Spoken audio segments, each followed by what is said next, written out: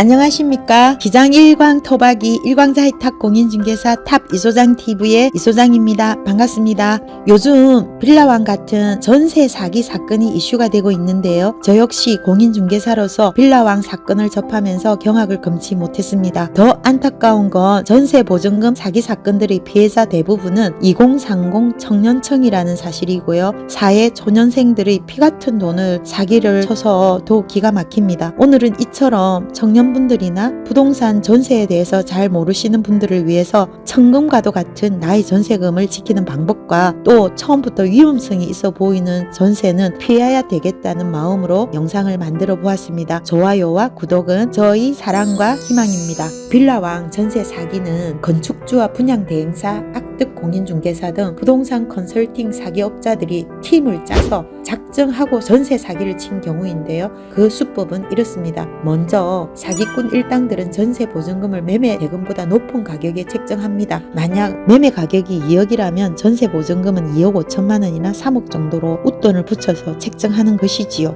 여기서 5천만 원, 1억 남으면 부동산 중개업자, 분양대행사, 명예만 빌린 바지사장 다 나눠 가지고요. 분양대행사나 부동산 중개업자가 신축 빌라에 입주하려는 세입자를 또 구하면은 웃돈이 붙은 가격과 똑같은 금액으로 전세금 액수를 맞춰서 임대차 계약을 맺었습니다. 이때 빌라왕 같은 바지사장 명의만 빌려서 집주인으로 내세우고 세입자가 낸 보증금으로 또 다른 주택을 매매하고 이런 식으로 여러 곳에서 동시다발적으로 빌라를 사들인 것입니다. 이것이 바로 무자본 갭 투자 동시 진행 수법인데요. 이런 식으로 자기 자본 없이 세입자의 보증금만으로 깡통 주택을 늘려 나가는 것인데 정말 악질이지요. 이번에 사망했다고 기사가 떴던 빌라왕 또한 이런 케이스가 되겠습니다. 더 심각한 건 이 문제의 빌라왕이 수십억의 지방세 체납된 상태로 죽어버렸다는 것인데요. 세입자들은 임대기간 만료에도 전세금을 돌려받지 못하게 되었다는 것입니다. 그래서 더 안타까운데요. 2023년부터 정부에서는 임대인의 세금 체납 때문에 세입자가 집을 날리는 사고를 조금이라도 방지하기 위해서 임대인의 국세와 지방세 체납에 대해서 열람할 수 있도록 하였습니다. 관할 세무서뿐만 아니라 전국 세무서에서도 열람이 가능하고요. 이 제도는 진작 시행되었어야 하는데 이제라도 시행이 된다니 참 반갑습니다. 다음은 전세 사기를 피하기 위해서 개인적으로 꼭 알아두시면 좋을 점을 말씀드리겠습니다. 우선 세입자들이 전세로 들어갈 때는 주변 주택들의 매매 가격에 대해서 꼭 한번 살펴보셔야 하는데요. 국토교통부 실거래가 공개 시스템에 들어가시면은 지역별이나 또한 건물별로 얼마에 매매가 되었는지 전세가는 얼마인지 쭉 올라와 있어요. 이걸 꼼꼼하게 살펴보시고 내가 들어갈 집의 전세 가격은 매매 가격의 약 60% 정도가 되는지 그 이상인지 그 정도는 체크를 하셔야 될 것 같습니다. 매매 가격 대비 전세금이 과도하게 높은 집에는 올 전세로 들어가는 건 위험하다는 생각이지요. 만약 내가 들어갈 집이 신축 빌라라서 매매 사례가 없다면은 2, 3년 된 주변 빌라의 실거래가를 살펴보시고 시세를 파악하시고요. 집 주변 일대에 오랫동안 부동산을 한 공인중개사를 찾아가셔서 자문을 구해보시는 것도 한 방법인데요. 아직까지 양심 있는 공인중개사도 많이 있습니다. 여기저기 떠돌아다니면서 개업과 폐업을 반복하는 공인중개사가 아니라 한자리에서 오랫동안 공인중개사를 한 그런 중개사를 찾아가시면 될 것 같아요.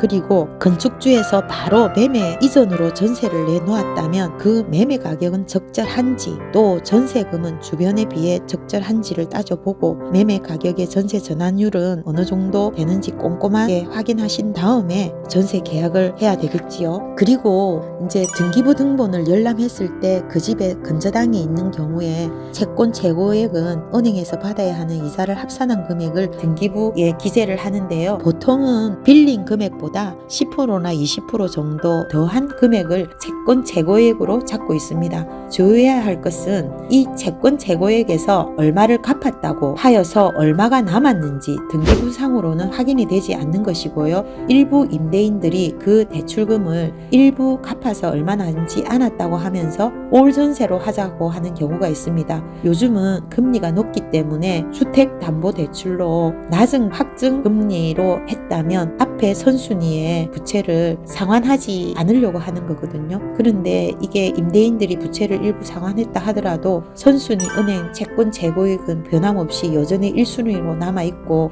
이런 경우에도 세입자들이 조심해야 하며 부채 모두를 상환하고 등기에 기재된 근저당권 말소까지 처리해야 나의 전세금이 1순위 채권을 보장받을 수 있기 때문에 선순위 채권이 있는 집에는 전세로 들어가는 것은 위험하다고 봅니다. 간혹 다가구 주택, 그러니까 원룸에 전세로 들어가시는 분들이 계신데요. 솔직히 원룸 올 전세는 추천하고 싶지 않습니다. 다가구 주택에는 근저당도 문제가 되지만은 각 호실마다 세입자가 전세권 등기가 되어 있는 경우도 있고 되어 있지 않는 경우도 있어서 해당 주택의 부채가 얼마인지를 정확하게 알 수 없다는 것입니다. 또한 이 원룸에 전입신고를 하지 않는 세입자들도 많이 있기 때문에 올 전세로 들어가시는 것은 추천드리고 있지 않습니다. 저는 제 손님들이나 지인들이 원룸에 전세로 간다고 하면 차라리 월세로 추천해 드리곤 하는데요. 월세가 조금 아깝긴 하지만 그래도 소중한 목돈을, 전세금을 지키는 것이 더 중요하지요. 마지막으로 전세 기간이 만료된 후에 전세금을 안전하게 반환받는 방법에 대해 알아보겠습니다. 먼저 주택도시공사 허그에 가입을 해서 전세금을 돌려받을 수 있는데요. 전세기간 2분의 1이 도래하기 전에 전세금 반환 보증보험에 가입을 하면 임대기간이 만료되었을 때 한 달 이내로 보증보험에서 전세금을 돌려받습니다. 다음은 전세 만료가 되었는데도 집주인이 전세금을 주지 않았을 때 임차권 등기 명령을 해서 채권 확보를 하는 방법인데요.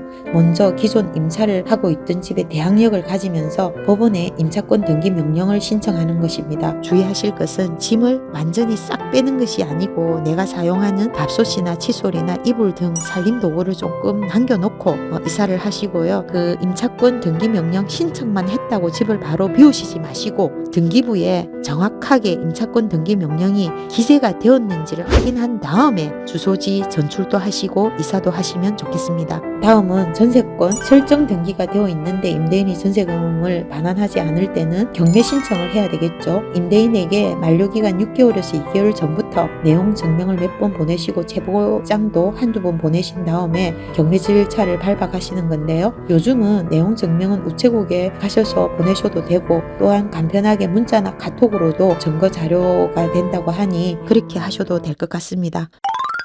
지금까지 전세금을 지키는 방법과 또 위험한 전세 계약의 경우 등등 알아보았는데요. 무조건 나의 전세금을 안전하게 지키면서 잘 반환받아야 되겠지요. 요즘 경기도 어려워 일상의 삶이 더 팍팍하게 느껴지는데 전세금까지 소가를 한다면 너무 안타까운 일입니다. 큰 돈을 걸고 하는 전세 계약이니만큼 공인중개사들도 책임감을 가지고 중개를 잘 해야 될 것 같고요. 양심 없는 면목 중개사들 때문에 저도 속상한데요. 새해에는 희망차고 기쁜 소식만 가득했으면 좋겠고, 이웃님들의 번창과 또 건강을 기원드리면서 오늘 영상은 여기서 마치겠습니다. 오늘도 시청해 주셔서 감사합니다. 지금까지 일광자의 탑 공인중개사 이소장이었습니다. 감사합니다.